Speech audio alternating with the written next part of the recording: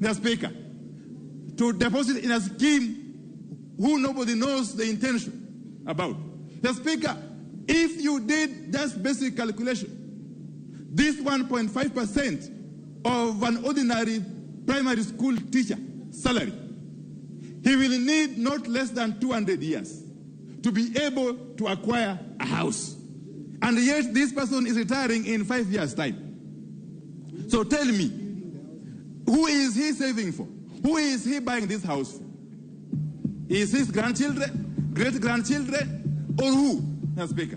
Nobody is coming up to give us answers to those very basic questions.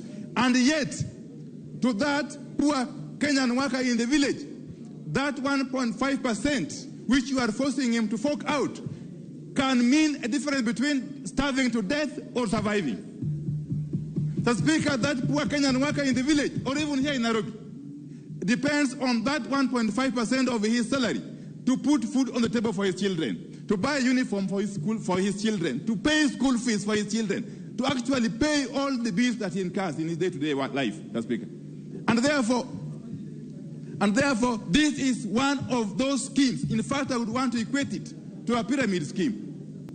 Mr. Speaker, this housing levy, or whatever they call it, is a perfect case of a pyramid scheme. And Kenyans must say no. They have already said no resoundingly, Mr. Speaker. Mr. Speaker, you can go on and on. You can go on and on. Look at the case of poor Kenyan women and girls, and including even boys, who depend on the business of saloons, kinyozi, and what have you. What have they done to them? They have imposed an excise duty on human hair, wigs, false beards, eyebrows, eyelashes, artificial nails. Yes, Speaker, these people have a bone to pick with poor Kenyans. They don't want our women to be beautiful.